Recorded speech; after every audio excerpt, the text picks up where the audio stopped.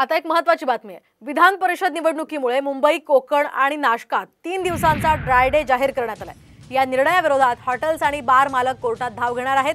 तर 26 जून रोजी मुंबई, कोकण, नाशिक शिक्षक आणि पदवीधर मतदारसंघासाठी निवडणूक होतीये। याच पार्श्वभूमीवर 24 जून संध्याकाळी 6 वाजेपासून ते 26 जून पर्यंत ड्राय डे जाहीर करण्यात आलाय।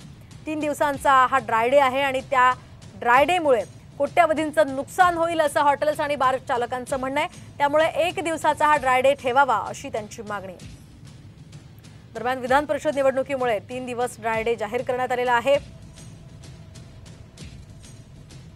मुंबई, कोकण, नाशिकमध्ये 3 दिवस विधान परिषदेच्या निवडणुकीमुळे हा ड्राय डे घोषित करण्यात आला। उत्पादन शुल्क विभागाने हा मोठा निर्णय घेतलाय। मात्र या निर्णयाचा फटका या ठिकाणी हॉटेल्स आणि बार मालक यांना बसणार आहे। त्यामुळे आता हे बार मालक कोर्टात धाव घेणार आहेत। 24 जून संध्याकाळी 6 वाजेपासून ते 26 जून पर्यंत हा ड्राय डे घोषित करण्यात आला। 26 जून रोजी शिक्षक आणि पदवीधर मतदारसंघासाठी निवडणूक पार पडतीये आणि या सगळ्या पार्श्वभूमीवर आता हे बार आणि हॉटेल मालक कोर्टात धाव घेणार आहेत।